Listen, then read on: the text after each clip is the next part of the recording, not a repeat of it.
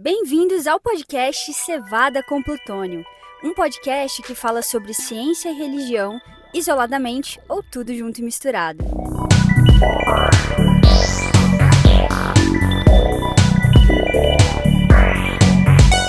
Olá a todos, mais um programa Cevada com Plutônio, nosso programa de número 48. Estamos chegando nos 50, hein, gente? Estamos chegando nos 50.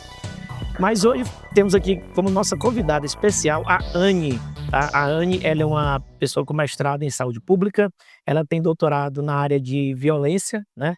E trabalhando com o agressor, isso é uma coisa interessante, ela trabalha com o agressor, tá?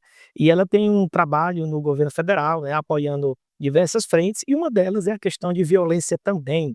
Ela é uma especialista na área. Oi, Anne, pode dar um alô aí? Olá, Ednardo. Olá, pessoal que nos ouve. Agradeço o convite e a oportunidade de a gente estar aqui conversando desse tema que é tão importante, né? Infelizmente, está muito presente na nossa sociedade e a gente pode atuar de várias maneiras, né? Mesmo não estudando diretamente o tema. Então, obrigada aí. Meu oi para todos que estão nos escutando. E também temos aqui, como sempre, o nosso colega Alex. Hoje ele vai estar de comentarista dos temas e sempre muito bem-vindo. Obrigado, Ednardo. Tudo bem, Anne? Hoje eu vou estar de Arnaldo César Coelho aqui, né? Para não falar Falcão, prefiro o Arnaldo aqui ainda por enquanto. E eu quero aproveitar a oportunidade, Ednardo, e quero mandar um abraço, né? Um abraço aqui para os nossos ouvintes. E a gente fica muito feliz porque sempre que a gente encontra aí alguém, enfim, nas igrejas que a gente está e comenta assim, eu tô escutando podcast, Cevada com Plutônio e tal.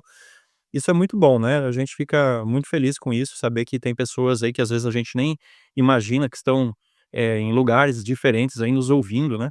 Então um abraço aí pra doutora Aline, né, a Aline, encontrei ela no sábado junto com a irmã dela, a Vevé, e as 2, têm acompanhado o nosso podcast, tá. Então um abraço pra vocês 2 aí de maneira especial, e junto com esse abraço pra elas eu mando um abraço pra você também aí que está, né, com os seus ouvidos ligadinhos aí no nosso podcast, né, como diz o Thiago, que hoje não está aqui com a gente, mas está nos acompanhando sempre, né, como diz o Thiago, o podcast que trata o seu cérebro como ele merece. Então, gente, hoje a gente vai tratar de um tema que, infelizmente, é um tema desagradável, é um tema que a gente não gostaria de precisar falar sobre ele, mas como a gente falou, é um tema que a gente precisa tratar.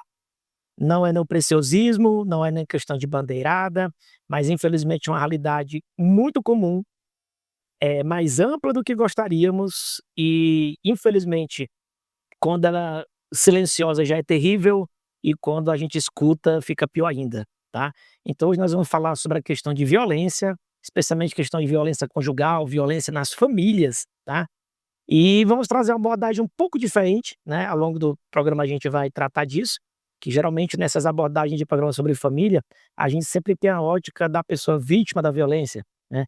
Mas hoje a gente também vai tratar um pouquinho, né, um bocadinho, sobre os autores da violência, né. Não apenas aquela pessoa que sofre, mas também aquela pessoa que, promove essa violência, né, geralmente o agente mais ativo desse comportamento tão ruim nas famílias, mas que a gente também precisa entender melhor essa pessoa, até para poder saber como evitar que esses eventos terríveis aconteçam, tá. Então aqui eu vou pedir pra Anne, começar falando sobre isso, introduzindo essa questão sobre violência na família, se ela tem algum tipo de estatística para compartilhar com a gente, né, alguma coisa sobre, se isso realmente é um problema e o tamanho desse problema na nossa sociedade, especialmente aqui no Brasil. Então, Ednardo, quando a gente pensa na nossa sociedade, uma das coisas que a gente pode descrever que está presente em todo lugar seria a violência, dos mais diferentes tipos, né? Essa violência comunitária, os assaltos, os roubos, as guerras, e a violência também está presente, infelizmente, nas famílias, né? De diferentes formas. E a violência doméstica, ela pode abarcar aí, diferentes vítimas, né, então a gente vai ter a violência doméstica contra a criança, contra o idoso e entre os casais, né, o parceiro ali da pessoa, o cônjuge. E infelizmente não tem nenhum lugar do planeta que escape, não tem classe social que escape, não tem idade que esteja fora aí de risco. Eu trouxe aqui no final do ano passado, em novembro, a ONU divulgou uma pesquisa sobre violência contra mulheres, e meninas. E no mundo foram cerca de 85.000 meninas e mulheres mortas intencionalmente por serem mulheres. Em 1 ano, isso. E desses casos, 60% foram vítimas de alguém da família, ou do companheiro ou alguém próximo. E aqui no Brasil a gente não tá muito diferente também as estatísticas, e inclusive em 2024 o Brasil registrou um aumento das denúncias de violência contra a mulher, através do Disque 180, que é um dos canais de denúncia. E em vários estados houve aumento dos casos de violência. E olha que dado triste e preocupante, o número de feminicídios com arma de fogo dobrou nos 6 primeiros meses de 2024 em comparação com 2023. Então a gente vê que é um problema não só da justiça, mas é um problema com implicação na saúde, é um problema com implicações sociais, e que a gente precisa enfrentar em diferentes áreas, né. Eu costumo, quando eu vou falar desse assunto, usar sempre a mesma imagem inicial, que é de um iceberg. Porque a gente está falando de um problema, a gente vai falar de um pedacinho só que está aparecendo, e tem tanta coisa envolvida e que a gente precisa estar trabalhando para que a gente tenha alguma mudança, que a gente realmente consiga enfrentar, como é o caso que você citou de quem comete a violência, né, ele também vai ter que ser abordado, ele também vai ter que receber algum tipo de atenção, porque senão a gente não consegue modificar a situação atual. Você poderia comentar um pouco sobre tipos de violência que a gente tem mais ou menos mapeado? Porque, a gente obviamente tem na nossa mente aquela violência familiar básica, né, o tiro, a facada, o soco, né, o tapa, né, a violência física, né, propriamente dita. Mas a gente também já leu alguma coisa que existem vários outros tipos de maneira de que aconteça essa violência dentro das famílias, né. Você poderia discorrer sobre algumas delas? Isso, Edinardo. Então a violência a gente pode classificar pelo grupo que está sofrendo a violência, né, que era isso que eu comentei, a comunitária, a doméstica, e tem os atos de violência. E daí em qualquer tipo de violência contra qualquer grupo, esses atos podem aparecer, né. Então vai ter a violência física, que é as que é mais fácil da gente identificar como violência, que é o bater, o puxar, o empurrar, o atirar. E vai ter a violência psicológica, às vezes também classificado como verbal, então é o xingamento, é a humilhação, é a ameaça, é o desfazer o outro. Tem a violência sexual, né, então qualquer tipo de ação que de alguma forma, ataque a parte sexual, né, então e inclusive dentro do casal, não só o ato sexual em si, mas alguma importunação, né, encostar, puxar, beijar à força. E a gente tem também a violência financeira, que também é bastante comum nos relacionamentos. Eu vou tirar o dinheiro do outro sem permissão, eu vou quebrar alguma coisa que o outro tem, então eu pego o celular, quebro o notebook, estrago o carro do outro, né, para prejudicá-lo, né, então também é um tipo Ou de guarda, esconde, né, tira do alcance da pessoa, né. exatamente, não deixa que a pessoa use, ou quebra mesmo ali pra, né, como uma forma de violentar mesmo. É interessante, Anny, também, eu achei, eh, que pode ser legal a gente destacar que, assim, essa questão da violência sexual acontecer dentro do próprio casamento também, né. Porque, assim, na cabeça de muita gente, você tá dentro do casamento, né, digamos assim, você tem, alguns direitos que na realidade podem não ser direitos, né. Então, essa questão aí de consentimento, de espontaneidade e tal na expressão sexual, né, ela precisa acontecer da mesma forma que as pessoas aí que, né, não estão amparadas aí pelo casamento, né, que não é aquilo que a igreja adventista defende, mas, a gente sabe que existe, né, e não podemos fazer de conta que não existe, mas isso aí realmente é algo que, merece atenção, né, merece atenção nossa, e também é um ponto que é importante a gente estar divulgando para as pessoas, né, então, de repente aí se tem alguém que está nos escutando que pode estar vivenciando de alguma forma, né, esse tipo de situação, como a Anny falou muito bem, é algo que acontece em todos os lugares e não há razão para a gente imaginar que não aconteça nas igrejas, pelo contrário, né, os testemunhos aí são muitos nesse sentido. E o Ednardo também disse que não é um assunto confortável para a gente estar falando, mas ele precisa ser falado, né. Então, se alguém está escutando, né, e de repente identificou, sentiu aí que tem, algum grau de semelhança com a situação que esteja vivenciando ou que vivenciou no passado, né, saiba que você tem direitos, né, que existe aí todo um processo, né, para ajudar, né, e pra encontrar apoio, E hoje, graças a Deus, a consciência da sociedade, né, eu acho que a Anne vai poder falar isso melhor pra gente, tá crescendo no sentido, né, de identificar melhor esses problemas, de estar dando um apoio, um tratamento adequado, né, ou o mais próximo possível do adequado, tanto para a vítima como também para aquela pessoa que está perpetrando esse tipo aí de delito, né, de contravenção, de crime, né. É interessante que algumas leituras que eu fiz, além desses tipos de violência, né, como foi citado aí pela Anne, né, no fim das contas a violência acaba sendo qualquer tipo de ato que provoca um desconforto, uma dor em outra pessoa, né. Então, por exemplo, além disso que vocês citaram, eu lembro que eu peguei alguns exemplos, né, tipo, por exemplo, a você tirar o cachorrinho de uma pessoa, você não permitir que ela visite o avô dela, o pai, você diminuí-la, né, como ela citou também. Então, os tipos de violência são inúmeros, né. E eu queria passar para a próxima pergunta em cima disso, justamente porque eu não sei se é a percepção minha, Anny, mas tirando a violência física, talvez a sexual, né, parece que muitas pessoas nem conseguem perceber que são vítimas de violência, muitas pessoas não conseguem perceber que tem ao seu redor pessoas vítimas de violência, mas eu queria destacar especialmente, muitas pessoas não conseguem perceber que elas são autoras de violência, né. Eu queria que você discorresse um pouco sobre isso, especialmente sobre a questão do autor da violência, que não tem essa percepção, né, e por que é importante a gente perceber se de repente eu não estou sendo um autor de violência, se eu não estou sendo um objeto de um mal dentro da minha família, dentro do ambiente que eu moro. Muito importante, Edinaldo, essa reflexão. Como a gente estava comentando, tem tipos de violência que são muito fáceis de você identificar, né? O bater, o espancar, um tiro, isso é violência. E as outras formas muitas vezes passam como uma brincadeira, uma forma de carinho até, né? Então, aqueles apelidos maldosos, mas não, é carinhoso, ela gosta, ela está acostumada, eu sempre falei assim. E nesse formato, né, cada vez fica mais difícil de identificar enquanto violência. E isso tem um problema muito grande, porque dificilmente, né, tem casos que acontecem, mas dificilmente a primeira violência que acontece num relacionamento conjugal, com filho, no trabalho, vai ser uma violência física. Dificilmente alguém vai chegar lá e dar um tapa de repente, dificilmente vai pegar a arma e vai atirar no outro. Sempre vai começar com formas de violência, né, vou usar aqui o termo, que parecem mais leves, né, elas têm tanto impacto quanto. Mas começa assim, há o perigo da pessoa não reconhecer, né, não se reconhecer como vítima e, portanto, não poder se proteger.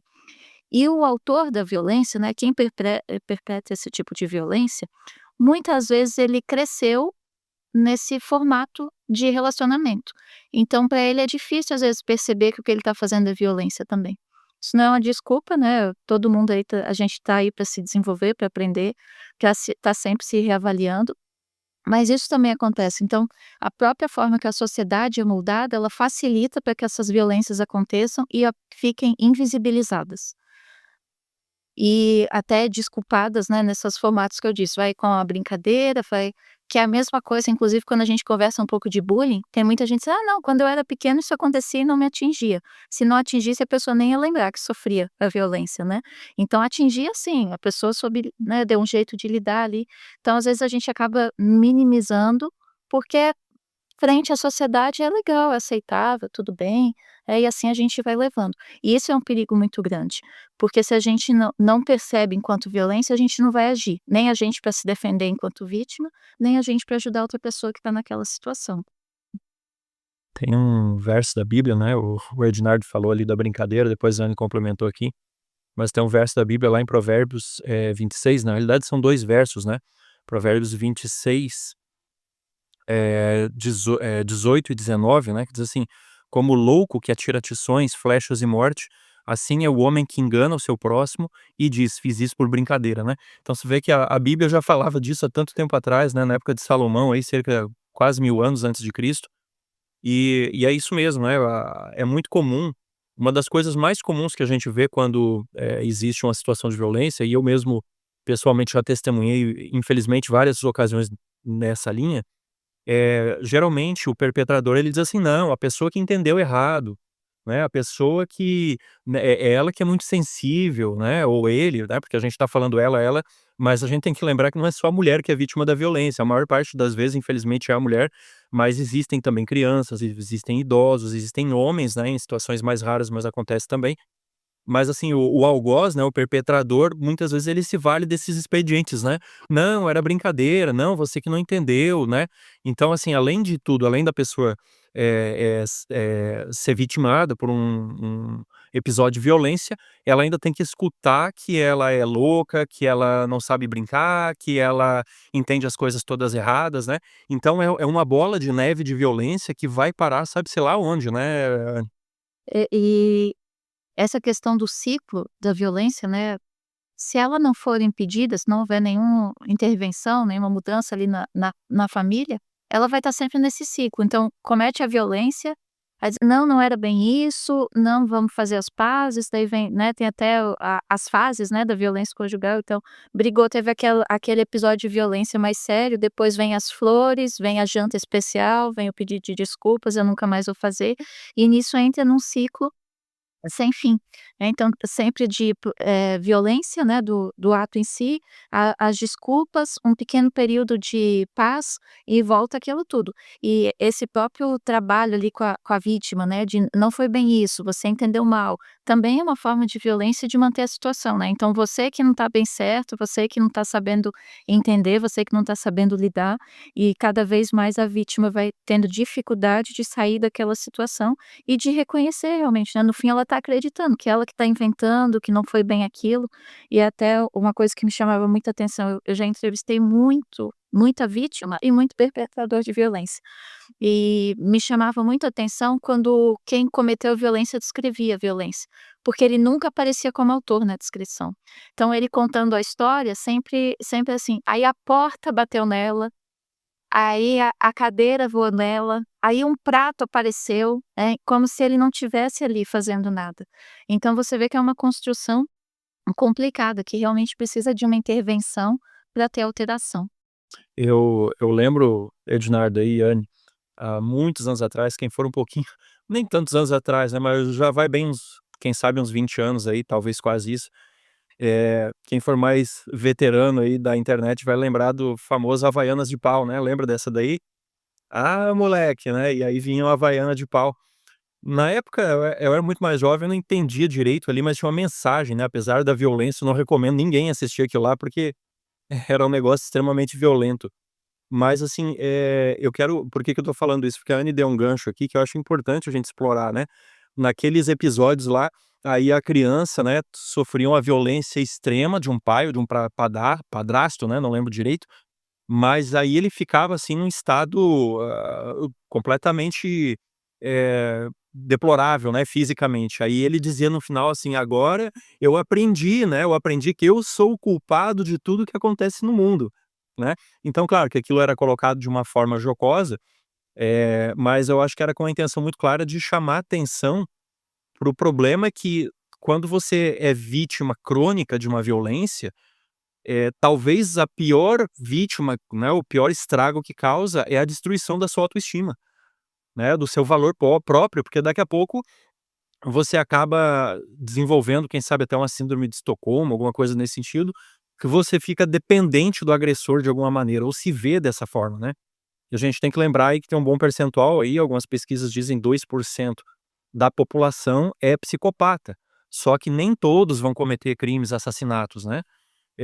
Uma boa parte não vai, mas assim, você vê numa situação dessa de violência, muitas vezes, tem pessoas, né, que são perpetradores, que são pessoas de perfil psicopático, né, sociopático, né, essas variações todas aí.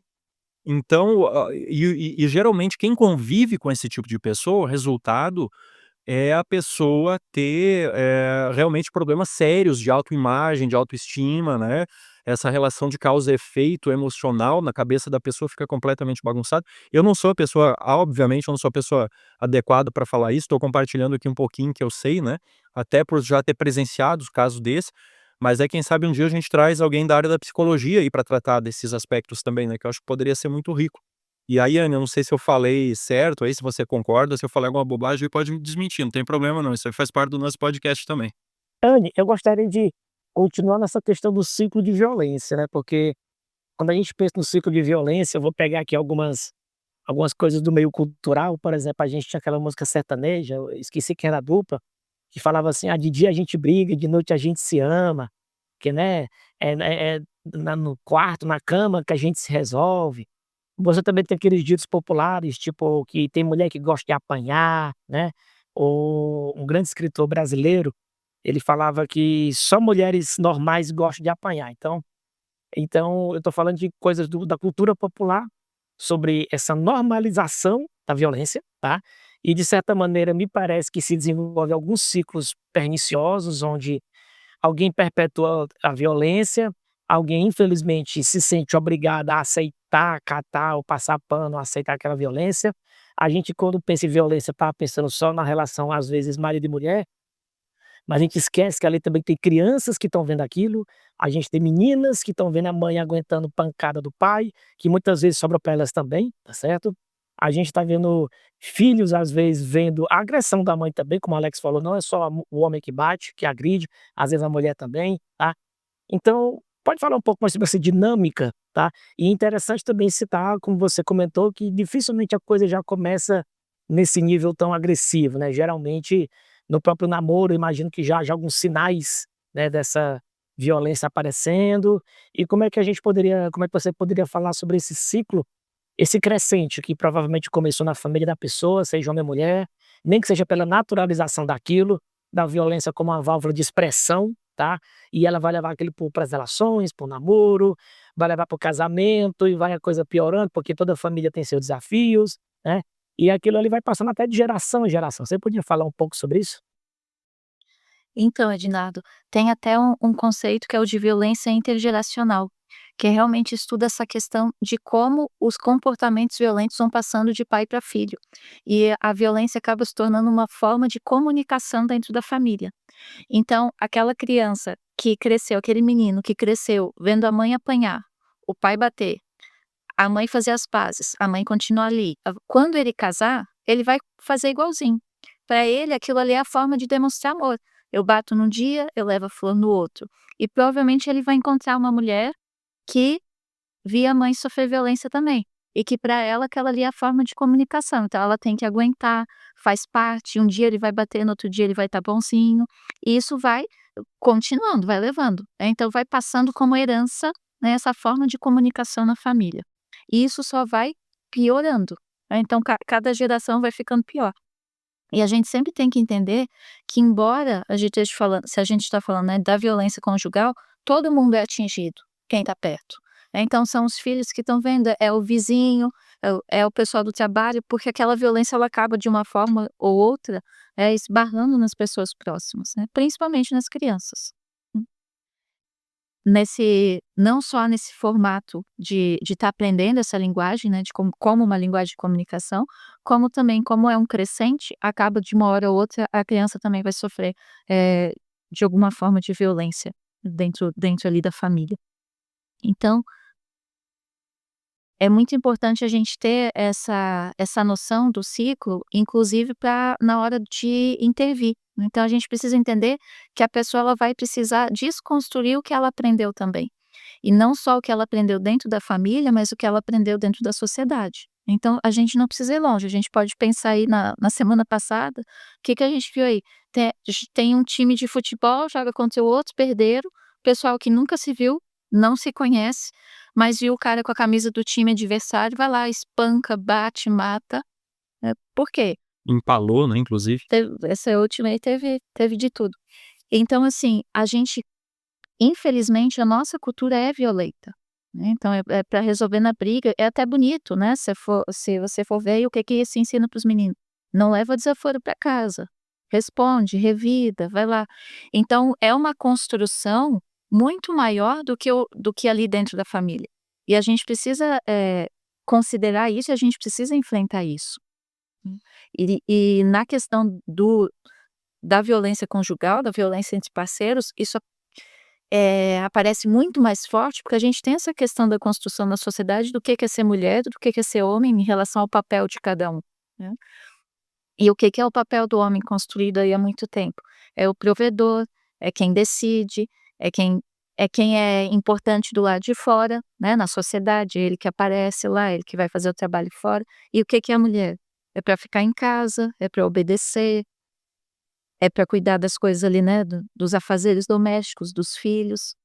Então, se qualquer coisa sai diferente do esperado, né, do que se espera que o homem faça, o que se espera que a mulher faça, já é um estopim para piorar então esse relacionamento, dentro de toda essa construção que às vezes a pessoa já veio, e daí a gente pode pôr mais agravantes aí, né, por exemplo, vícios, né, a pessoa que tem vício no álcool, chega alcoolizada, já não vai piorar ainda mais a situação de violência. Então são muitos aspectos aí trabalhando junto para que esse ciclo de violência doméstica continue, e não só naquele núcleo familiar, mas vá de herança, né, para as famílias que vão sair daquele núcleo.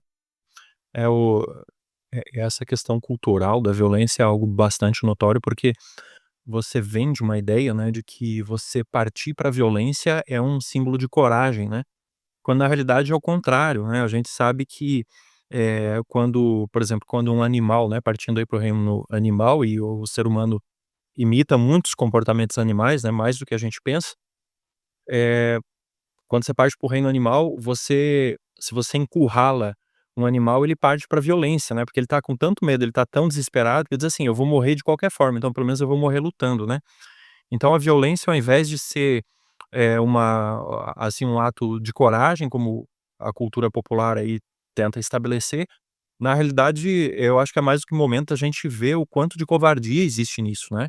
O quanto isso é o refúgio do desesperado, é aquela pessoa que não conseguiu ganhar um argumento, às vezes, verbal, não conseguiu se projetar socialmente da forma que gostaria, acaba apelando para a violência como uma forma de se estabelecer, talvez mais do que para os outros, para si mesmo, né.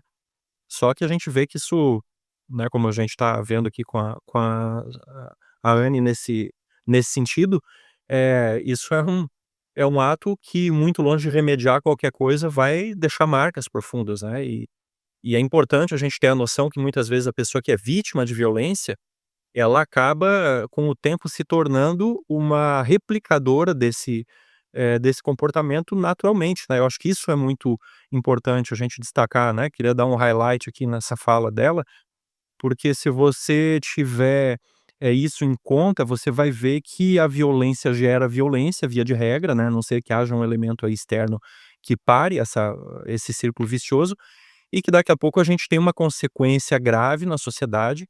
E eu gosto muito de uma fala que você tem, Ednardo, que você discorre aí, que não é o tema do podcast de hoje, mas, não é que as sociedades pobres são violentas, é que as sociedades violentas são pobres, né, ou seja, a violência leva à pobreza, né. Então, a gente tem que pensar que a violência, ela nunca vem sozinha, que por si só seria um mal muito grande, mas isso aí tem um impacto social, isso se reflete economicamente, isso reflete no turismo, isso reflete, em uma série de questões, né, e às vezes a gente não está tão atento a isso, né, acha que violência às vezes é um exagero, ou que isso é um discurso de um determinado segmento político, quando a gente não está com essa intenção, né, a gente tem que entender que, isso é um problema social grave que precisa ser discutido, precisa ser mais do que isso também abordado, trabalhado no sentido de a gente minorar e não, varrer a sujeira para baixo do tapete, né. Então, se a gente percebe, eu percebo que já tem uma dificuldade nas pessoas se perceberem, muitas vezes, como vítima de violência ou uma perpetuadora de violência, especialmente nos estágios iniciais de conflito, né, porque afinal de contas a gente tem frases como: "A briga de marido e mulher, ninguém mete a colher", "Eu sou assim mesmo", "Acontece", às vezes ele perde a cabeça, às vezes ela tá mais de TPM, tá mais agressiva, mas amanhã ela vai estar bem, então, eh, vamos passar essa parte, vamos aqui, partir do ponto que a pessoa começou a perceber que ela está num processo, ela está num ambiente de violência que não, obviamente não é interessante, tá, seja como vítima ou como perpetradora de violência, tá, eu queria destacar bastante que a gente tem que ficar muito atento se a gente está sendo também um agressor, porque obviamente todo mundo quer ser herói no filme da vida, e ninguém quer ser o vilão, todo mundo quer ser o herói e até aceita o papel de vítima. Então eu imagino que até o agressor, como a Anne falou um pouco, na maioria das vezes o agressor, se você for falar com ele vai dizer que só reagiu a uma agressão que ele recebeu, a mulher que é chata, o marido que é ciumento demais, o filho, qualquer coisa, tá? Mas dito isto é o seguinte, ok, reconheço que estou num ambiente violento que não tá legal. O que eu posso começar a fazer para tentar, como dizia aquela série, uma série muito famosa, eu não quero parar essa roda de violência. Eu quero destruir essa roda de violência na minha vida. Então, olha, o que é que a gente poderia ter como começar caminhos para eu percebendo que eu estou numa situação que não está interessante, seja como vítima ou como agressor, mas para sair desse ciclo de violência? Que tipo de coisas eu posso fazer? Então, Edinato, acho que o primeiro passo é esse que você comentou, identifiquei, ou sou vítima ou eu sou autor da violência. Acho que é o primeiro passo, que se você não se identifica naquela situação, você não vai buscar ajuda. E daí é buscar ajuda mesmo, é tratamento psicológico, é acompanhamento, é terapia. A gente tem no país muitos grupos de apoio, tanto para as vítimas como para os autores de violência, né. E esses grupos têm papel importante, porque a própria atividade em grupo, né, a terapia em grupo, ela tem, alguns impactos diferentes da terapia individual. Então esse é um caminho que deve ser buscado. Então quem está escutando aí, provavelmente na delegacia da mulher da sua cidade tem um atendimento que você pode encontrar. Tem Casa da Mulher Brasileira em algumas cidades também, nas cidades maiores. Tem muitas universidades que fazem o apoio também. E os juizados também, né, a justiça, as varas de família, a grande maioria no país também tem um atendimento, psicológico para esses casos. Então você pode procurar, ajuda para o quanto antes, né, para poder fazer o acompanhamento. E no caso de você ser vítima de uma violência mais, hã, Mais grave. mais grave, ou mesmo a violência verbal e você não se sentiu bem, você pode fazer a denúncia na delegacia. As mulheres têm a delegacia das mulheres, crianças e idosos, que é mais preparada para esse tipo de situação, tem um outro treinamento para atender diferente ali a vítima, né. E a partir da denúncia, uma das coisas que possivelmente, né, na maior parte dos casos vai acontecer, é o encaminhamento para acompanhamento psicológico desse autor de violência. O Então e é um as igrejas seriam um lugar que as pessoas poderiam procurar ajuda, ou quais são as limitações, e as possibilidades aí para quem a gente tem um grande público nosso aí que é religioso, né, e nessa situação é muito comum as pessoas pela igreja ser um ambiente onde as pessoas têm um nível de, socialização um pouco mais profundo, né, as pessoas muitas vezes vão pedir conselho para líderes religiosos, para irmãos e irmãs da igreja, né, e como é que tem sido essa experiência? As igrejas estão preparadas para lidar com esse tipo de situação? Então, Alex, boa pergunta. É uma pergunta difícil, que eu gosto quando aparece, que eu tenho a oportunidade de falar algumas experiências, mas que a gente também tem que ser muito realista quando trata desse assunto. Então, um dos motivos de eu estudar esse tema, foi conhecer um projeto chamado Quebrando o Silêncio, que é um projeto da Igreja Adventista, que tem muitos anos, que acontece na América Latina toda, que é de conscientização da violência familiar. Cada ano dá um tópico diferente, dá uma ênfase diferente. Então tem um ano que é sobre vícios e o impacto na violência doméstica, tem um ano que é violência sexual contra a criança, tem um ano que é violência contra idoso, enfim, dá os e participar desse projeto e ver, como a igreja lidava com o assunto foi um dos motivadores, né, foi uma das coisas que me incentivou a estudar esse tema. O outro motivo foi que quando eu comecei as especializações, eu era recém-casada. E no casamento eu tinha muito apoio, para fazer as coisas, para estudar, tal. E daí eu tive uma disciplina que eu tive contato com as questões de violência doméstica mais aprofundado, assim, com as pesquisas, tal, e aquilo me chocou, como é que a pessoa vai para o casamento para ter destruído a autoestima, o sonho, essas coisas. Então foi o meu outro motivador. Eu acho que você é uma mulher de sorte, seu marido é um cara muito bacana, hein. Então, a igreja, né, como eu comentei com o meu exemplo aqui, pode ser um motivador e pode ser sim um lugar para buscar ajuda. Só que é muito importante que essa igreja ou essas pessoas religiosas que você for buscar ajuda, elas estejam de acordo com a vontade divina em relação a esse assunto. Porque infelizmente, algumas linhas religiosas, elas acabam sendo usadas para desculpar, justificar e dar continuidade à violência doméstica, né. Explico por quê. Tem gente que pega, né, alguns textos bíblicos fora do contexto e dizem que a mulher tem que ser submissa, né, só esquecem de ler a parte qual que era o papel do homem nessa conversa, né, no E que essa submissão é condicional, né, então que Exatamente. ela tem que ser submissa, que o marido ame ela como Cristo amou a igreja, então não é uma submissão cega e incondicional, né. Exatamente. E tem um outro mito também, que é assim, você casou, e o companheiro ou companheira é violento, então essa ali é a cruz que você tem que carregar. Então faz parte da sua vida, do seu desenvolvimento religioso, carregar aquela cruz. Também é uma interpretação bastante equivocada, né, então quando na Bíblia Jesus diz para a gente pegar, né, "Toma tua cruz e me siga", Jesus está falando da gente matar o nosso eu, o egoísmo, as coisas erradas, é o nosso eu que vai na cruz.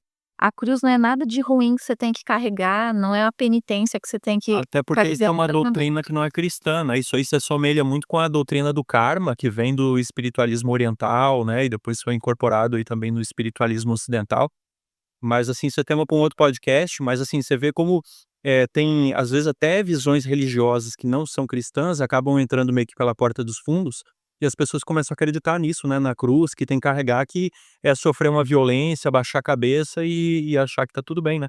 E desculpa, eu só queria fazer um comentário, buscar o apoio na igreja, que sejam pessoas que conheçam a vontade de Deus e se forem pessoas que são esclarecidas e bem orientadas do ponto de vista jurídico, da sociedade, né, que enxerguem que há uma convergência entre essas leis que a gente tem hoje, né, para proteger e também aquilo que Deus orientou na Bíblia, tanto melhor, né, porque às vezes a pessoa, às vezes, até está bem intencionada na igreja, mas, pela falta de conhecimento, pela falta de experiência, pela falta, assim, de, um pouco mais de preparo, às vezes até pode orientar de uma maneira inadequada e eventualmente até causar mais problemas do que solucionar, né. E é por isso que eu acho tão importante, esse tipo de assunto, apesar de ser pesado, de não ser uma coisa agradável, e de muitas pessoas acharem assim: "Ah, isso não tem a ver comigo, né, minha família não tem essas coisas, a gente tem os problemas tal, mas ninguém bate ninguém, ninguém, destrata ninguém, a gente se trata bem e tal". Mas a gente precisa entender que muita gente está nessa situação, e a gente não sofrendo, a gente tem também obrigação com essas pessoas, de se tá percebendo, se tá vendo algum sinal ali, ser uma mão para ajudar, porque como a gente comentou aqui, né, que a gente vem comentando, tem gente que nem percebe que tá na situação, vai perceber quando o cara chegar com uma arma lá, né, quando disser que não quer mais, o cara vem atirar. E tem os aproveitando o gancho, o Edinato falou de sinais, né, no namoro tem chamado muito atenção a quantidade de violência conjugal nos relacionamentos de namoro, inclusive entre adolescentes. Então a gente vê que é um crescimento, assim, as pessoas não estão sabendo lidar com as coisas, não estão sabendo se relacionar, não estão sabendo se comunicar e vai crescendo a violência. Que sinais seriam esses aí para você que tá namorando, né, enfim, tá pensando em casar ou pelo menos construir uma relação mais estável? De que forma uma pessoa que vai no futuro cometer violência, né, num nível mais grave ou mais crônico, de que forma essas pessoas dá sinais, que sinais seriam esses, como é possível identificar, é possível ver isso já com antecedência? Tem várias coisinhas que dá pra ver. Então uma das coisas que você pode ver é como a pessoa trata as pessoas de forma geral, assim, você vai no restaurante, vê como é que trata o garçom, vê como é que trata o recepcionista, né, então, possivelmente, se ele trata muito mal todas essas pessoas e trata bem você, o seu futuro é ser tratado como aquelas pessoas, né. Ele tá te conhecendo, tá ali, tentando ganhar sua confiança, ele vai tomar um cuidado de como trata você. Outra coisa são essas brincadeirinhas, né. Se você se sente mal com o que é falado, se você às vezes a pessoa faz uma brincadeira sem graça, você diz: "Olha, isso aí eu não gosto", a pessoa não repete mais. Agora você tá toda hora a pessoa tá repetindo aquilo, tá te desfazendo, tá te desmerecendo, outro sinal. Outra coisa também, um sinal que aparece bastante, nada do que você faz está certo ou vale a pena, né, então a sua profissão não vale a pena, o seu sonho não é interessante, tá sempre, diminuindo as suas coisas, né, então as suas conquistas não é tudo isso que você está achando, né, a sua aparência não é tudo isso que e geralmente esses sinais aparecem no relacionamento, né, já no namoro. Tem vergonha de levar você em algum lugar, né, tem outra coisa também, muito controle, né, então ele controla a hora que você sai, a hora que você chega, a roupa que você vai, o que que você come, se você está comendo demais, se você está comendo de menos, o tipo de maquiagem, o tipo de cabelo, tipo de sapato, né. Então assim, às vezes, fica ali como um cuidado e na verdade não, é um controle da situação, é um controle para você não aparecer mais, enfim, esses são alguns dos sinais que aparecem. Quando eu era solteiro ainda, nem casado, nem namorava com a minha esposa, a gente tinha um queridíssimo pastor nosso da nossa igreja, que era o pastor Laércio Cardoso. Eu sempre lembro que em um sermão dele ele falou assim: "Olha, eu tenho um recadinho aqui para os homens, tá? Especialmente para os papais. E papais de meninas, especialmente papai de meninas. Olha, não se engane, a sua filha vai namorar com um rapaz e casar, provavelmente muito parecido com você, papai. Então, do jeito que você trata a sua esposa, muito provavelmente vai ser o marido que ela vai arrumar. Então, se você quiser que sua filha case bem, você precisa ser um bom marido". Então, em cima dessa historinha, eu gostaria também de fazer mais uma pergunta, Anne e Alex, né? O que é que vocês acham que nós hoje, como filhos, como maridos, como esposas, talvez como pais, sogros, que tipo de ações a gente pode promover em nossos ambientes, especialmente família, que é o ponto principal aqui, mas poderia ser trabalho, igreja e outros ambientes.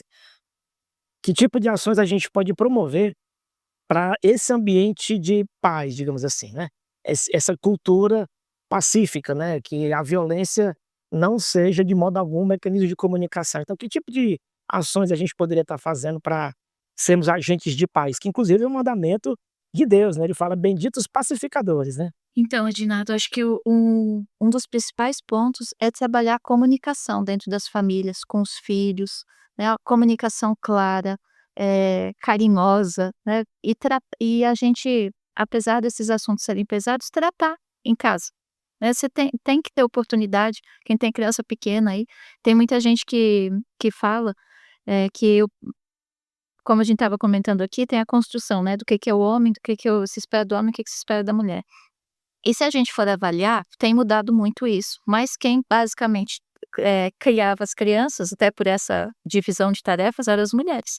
Então quem criou esses homens violentos, né, foram as mulheres, sem querer, né, elas estavam repassando o que elas aprenderam, sem o grande reflexão. E hoje a gente já tem oportunidade, né, de refletir, de, avaliar que isso não é o melhor caminho. Então muitas vezes a gente fica repetindo não só falas, né, como pequenas atitudes dentro da família, que vão passando para as crianças essas ideias que a gente não gostaria, né. Então quando a gente precisa ser muito cuidadoso de como é que a gente ensina, como é que a gente lida com as coisas, porque de forma geral, a sociedade vai sempre ensinar que a violência é um caminho, a violência é uma solução.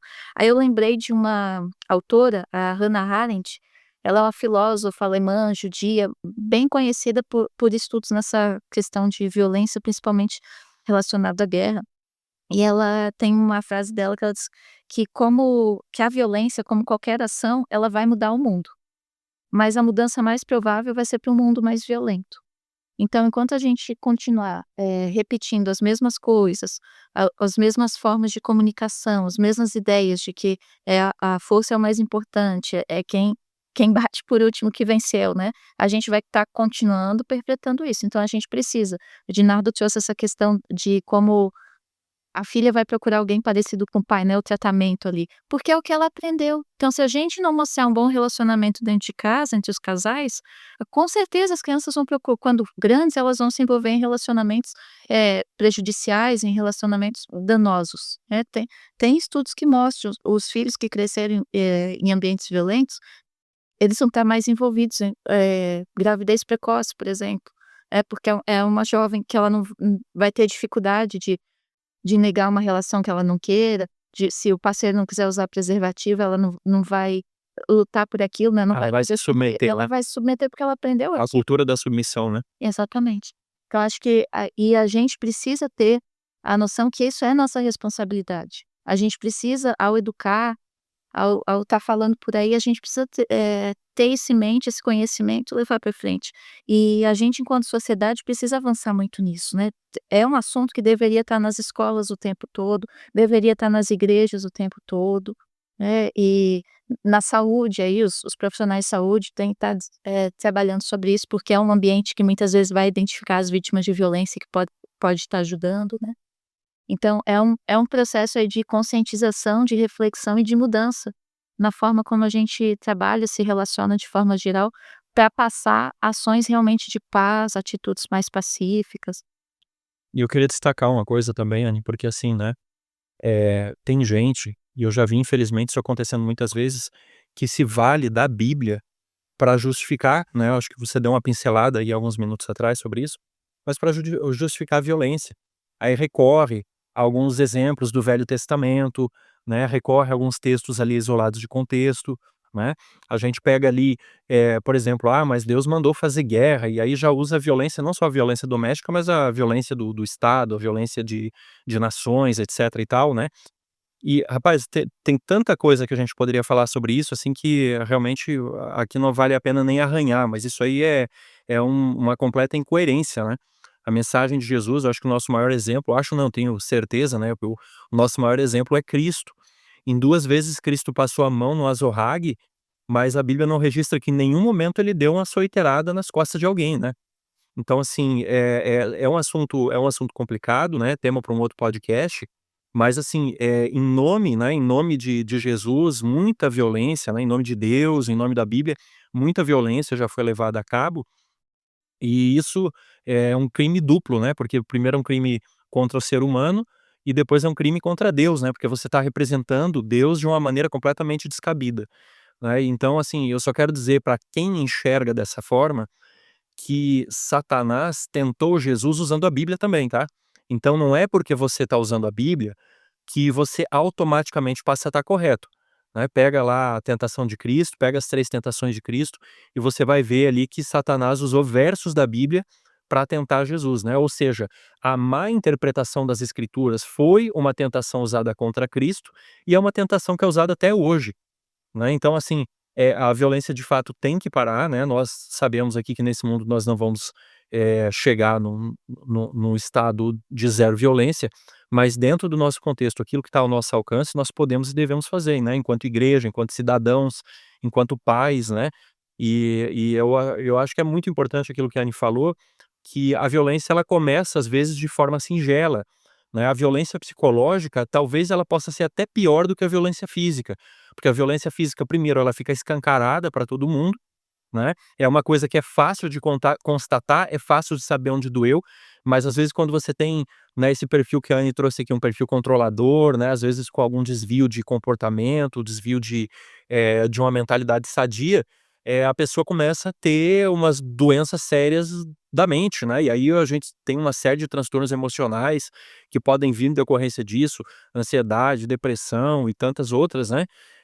E às vezes pode estar associado, né, um contexto de violência, um histórico de violência, uma educação num ambiente que não provia, né, segurança emocional, segurança física, alimentar, patrimonial e todos esses outros, aspectos aí que são tão importantes para a formação do ser humano, né. Então, o meu apelo aí, Edinardo, eu não eu tô aqui no papel de comentarista, acho que até já comentei muito, já falei muito, mas assim, eu quero deixar claro, né, que o ambiente da igreja, o ambiente, eh eh, o o texto bíblico, ele jamais deve ser usado para apoiar, né, qualquer tipo de ato violento ou de interpretação da violência, né, principalmente quando a gente está vivendo realmente num contexto em que a violência está sendo cada vez mais a linguagem, né, que as pessoas estão usando, conforme a gente comentou lá no início do podcast, né. Então, da minha parte, era isso que eu queria deixar de contribuição aí.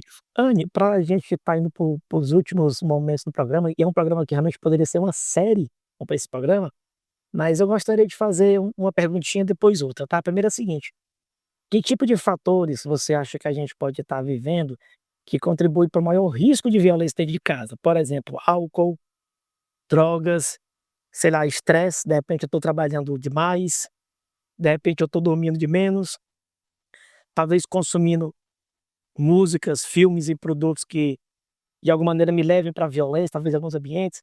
Mas pensando, por exemplo, em álcool, estafa, estresse, que tipo de comportamentos você entende que podem, aumentar o risco de agressão, de violência dentro de casa, né, aquela história, poxa, o cara teve um dia trabalhoso, estafante, né, muita pressão no trabalho, muito serviço para ser entregue, não sabia se ia dar tempo, aí o cara toma aquela dosezinha, toma uma cervejinha, e chega em casa 22h, a mulher reclamando que chegou tarde, o cara já tá um pouco alto ou tá muito cansado apenas. Que tipo de fatores você acha que também podem ser fatores que concorrem para essa violência em casa, além de questão cultural ou histórico familiar? Então, Edinardo, qualquer coisa que saia do esperado pode ser, né, pode ser um gatilho aí para violência se a pessoa já tem o costume, já é uma forma de comunicação dentro do relacionamento, né. Então, não é incomum a gente escutar, né, os relatos das vítimas, assim: "Ele é muito bom, ele é um bom marido", mas quando bebe, né, e hoje em dia não só a bebida, também muitos relatos, uso de drogas de maneira geral, né, cocaína, maconha, eh também é uma pessoa muito boa, mas quando está sob efeito da droga, então não consegue se controlar. E daí a gente tem um monte de pequenas situações, né. Então, por exemplo, você estava comentando do trabalho, tem a ver também com a parte cultural, se espera do homem que ele seja o provedor e que ele dê conta de todo o trabalho. Então qualquer problema no trabalho, via de regra, faz com que o homem desconte na família de forma geral, né, porque ele não vai descontar lá no chefe dele, que pode mandar embora. Então acaba sobrando para a família muitas vezes. Então algum estresse, alguma dificuldade no trabalho pode estar, piorando, né, essa situação de violência em casa, o uso de drogas aí das listas às ilícitas, a questão financeira. Então muitos estudos colocam a questão financeira como, né, os problemas financeiros da família como um gatilho para situações de violência, e isso até é uma das questões que quando a gente estuda quem que sofre mais violência, tá, aparece às vezes pessoas com menor grau de escolaridade, né, e e a isso tem a ver com o tipo de trabalho que a pessoa consegue, com como consegue sustentar a família, isso acaba às vezes sendo um gatilho, né, não consegue sustentar da maneira que gostaria, não consegue atingir o que a família ali estava pensando, planejando, e pode ser um gatilho para violência. E a gente tem a questão das mídias de forma geral, né, retroalimentando essa sociedade violenta. Então se cada um fizer uma avaliação aí de quando liga o streaming ou liga a televisão, a quantidade de violência, de conteúdo violento que tem é muito grande, né, inclusive em programas infantis, em desenhos infantis. Então, isso acaba também, por mais que a gente ache que não influencia, influencia sim, né. Então a gente está ali, constantemente recebendo, informações, né, da mídia violentas, isso também acaba, gerando um gatilho para a violência doméstica. Eu imagino que pornografia também seja, né, um instrumento. Pornografia também seria uma coisa que pode levar à violência dentro das casas? Pode, Ednardo, com certeza, porque a pornografia ela ainda tem estudos que mostram, né, que muda o cérebro da pessoa viciada em pornografia, e tem uma questão também, a pornografia ela trabalha com o conceito do que é a mulher, que né, a mulher objeto, a mulher que tem que estar ali à disposição, que é o que a pornografia vai levar, né, tá ali no a imagem que eu quero, na hora que eu quero, e isso também vai facilitar que a pessoa, aplique esse conceito em casa, né, então ela espera da mulher a mesma coisa. Sem contar que o tipo de relacionamento que você encontra na pornografia, ele não é um relacionamento saudável, ele é na maior parte das vezes é uma relação degradante, né, em que uma ou ambas as partes são completamente aviltadas, né. Então se a gente considera o ser humano não como um acaso aí, né, um rescaldo do Big Bang, né, uma coisa que foi, né, uns átomos aí que foram girando e se auto-organizaram aí ao longo de alguns bilhões de anos. Se a gente entender que o ser humano é criado à imagem e semelhança de Deus, aquilo ali é realmente nada mais distante, né, da dignidade humana do que aquilo, né, que é representado muitas vezes aí nesse tipo de conteúdo, né. Para encerrar esse programa aqui, que eu acho que, infelizmente, quanto melhor o tema, né, quanto melhor, né, o assunto, mais curto parece que ele é, mas a gente precisa encerrar. Em outro momento, certamente precisamos continuar com essa temática. Anne, eu gostaria de deixar para você, primeiro para o Alex e depois para a Anne, últimas palavras, o que é uma última reflexão sobre essa temática, o que que você poderia deixar aqui para os nossos ouvintes? Ednardo, bem rapidamente aqui, eu acho que uma das coisas mais difíceis que tem, nessa situação é a pessoa que é cristã e é vítima da violência, ela encontrar o equilíbrio, né, porque a Bíblia fala que a gente tem que virar a outra face, a Bíblia fala que a gente tem que ser pacificador, né, como você citou, a Bíblia fala que a religião de Cristo é uma religião de paz, Então é muito fácil, numa hora dessa, a pessoa ser tomada por uma angústia, uma perplexidade muito grande e se sentir culpada de buscar ajuda, de buscar seus direitos, né, de buscar, se rebelar justamente contra uma injustiça, né, e até às vezes até de reconhecer essa injustiça. Então a Anne falou aqui do ciclo da violência, é um ciclo que não termina, é um ciclo, esse negócio de bate hoje é só para amanhã, isso não vai mudar. Se você tá sofrendo, então aqui eu já tô dando um spoiler para você, isso não vai mudar. Então assim, procure seus direitos, você precisa de ajuda se você tá passando por uma situação dessa. Muitas pessoas não têm condição, né, de encontrar esse equilíbrio sozinho, precisam às vezes de uma ajuda terapêutica, às vezes ajuda até da polícia mesmo, né. Então procure seus direitos, não espere para amanhã, porque amanhã pode ser tarde demais, né. Então assim, você que é cristão, não está errado você buscar autopreservação, né. Deus não criou você para apanhar, para você ser uma vítima, para você ser abusado, para seus direitos serem roubados da maneira covarde, como são roubados muitas vezes. Então procure ajuda, procure seus direitos, se cerque de pessoas que te ajudem e não que te incentivem a ser perpetuado, né, ou ser mantido em uma condição em que você é vítima de algum tipo de abuso, seja ele físico, seja ele sexual, seja ele emocional, seja ele financeiro ou qualquer outra natureza. Eu queria deixar as mensagens para uns grupos diferentes, então, mensagem para cada grupo. Primeiro que eu queria falar, você escutou o podcast, não, ó, não vejo nada disso, não tem nada disso na minha família. Por favor, não deixe de estudar sobre o assunto, de escutar sobre o assunto e estar atento às pessoas ao seu redor. Talvez você é a rede de apoio para alguém, né? Aqui não estou falando só de mulher, estou falando de criança, estou falando de idoso. Então a gente tem responsabilidade com quem está em volta da gente, né? Então fique atento, né? Fique atento ao que a pessoa está falando, fique atento àquela pessoa que cai muito da escada. Às vezes ela tá, tipo, ela tá tentando buscar ajuda e não tá sabendo como, então fique atento. Às vezes no ambiente de trabalho, fique atento ao que está em volta e faça o que você puder para ajudar. Seja levar numa delegacia, seja dar um apoio para levar para outro lugar, enfim. Se você é vítima de violência, né, procure ajuda. Você não é culpado de nada, não tem nada de errado com você tem direito, é um crime, e o fato de você estar buscando que a pessoa responda por esse crime não tem nada de errado, né, nem olhando na esfera cristã, muito menos a da sociedade. Busque ajuda, não às vezes tem gente aí que "Não, vou aguentar pelos meus filhos, pela enfim, pra igreja, para não ficar chato". Isso não existe, gente, ninguém precisa disso. A criança vivendo nesse ambiente não vai ser nada melhor do que você estar num lugar calmo, tranquilo, longe de quem comete a violência. Para quem comete a violência, procure ajuda, né, se vá atrás, se você não está correta a forma que você está atuando e tem como resolver. Então, mas para isso você precisa reconhecer essa necessidade. Então, eu já escutei, já fiz entrevista, já trabalhei com gente no presídio, estava lá preso, porque tinha espancado a esposa, e tem solução. Você pode, aproveite, né, uma coisa que escutou para dar uma guinada aí. Para mudar, isso não quer dizer que vai restabelecer o relacionamento, que faz parte, é consequência, às vezes, você perder a sua família, né. A família não é obrigada a continuar nessa situação ou se sentindo ameaçada, mas você pode procurar ajuda também. Procura um serviço, procura um na justiça ou nas delegacias, eles vão te indicar o serviço, faz um acompanhamento, repensa aí, dá para agir diferente, dá para ter uma vida aí pacífica, trabalhar bem, viver bem com a família. Então este foi mais um podcast Cevada com Plutônio. Agradeço mais uma vez a Anne, agradeço ao Alex por terem participado aqui nesse debate conosco. É um tema importantíssimo, eu acho que esse é o tipo de programa que sempre vai ter algum amigo seu que precisa escutar, alguma amiga, um parente, uma pessoa amada, um colega de trabalho, tá? Isso é só uma pontinha do iceberg, como a Anne falou lá atrás, é um tema muito maior do que esse, mas eu fico com eles também, eu acho que a grande mensagem é de esperança.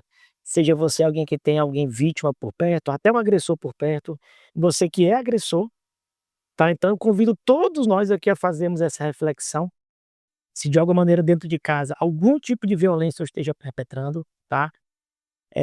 Porque por mais que seja uma pequena dor recorrente, pode ser uma agressão que eu esteja fazendo com os meus amados, a título de defesa. E se você for vítima também, o fato é que Deus ele está com o coração aberto, o sangue de Cristo pode redimir a todos e pode transformar o coração de todos. Não caiam na mentira de que eu nasci assim, fulano nasceu assim, vai morrer desse jeito, tá?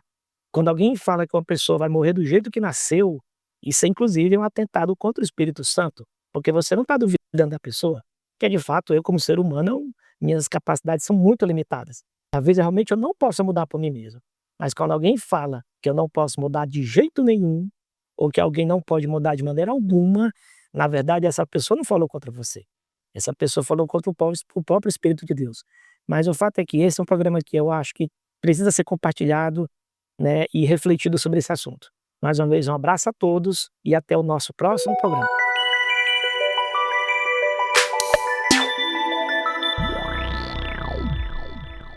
Se você gostou deste episódio, assine gratuitamente nosso podcast no Spotify, Amazon, Apple e se inscreva no nosso canal no YouTube. É só procurar por podcast Cevada com Plutônio nos streams de áudio ou Cientistas Adventistas no YouTube, Instagram, Facebook e X. Ah, e compartilhe com seus amigos. Assim você nos ajuda a chegar a cada vez mais pessoas. Aviso! O Movimento de Cientistas Adventistas é um ministério de apoio que não possui vínculo jurídico ou administrativo com a organização da Igreja Adventista do Sétimo Dia. O podcast Cevada com Plutônio não fala em nome da Igreja Adventista do Sétimo Dia, suas instituições, ministérios oficiais, obreiros ou colaboradores.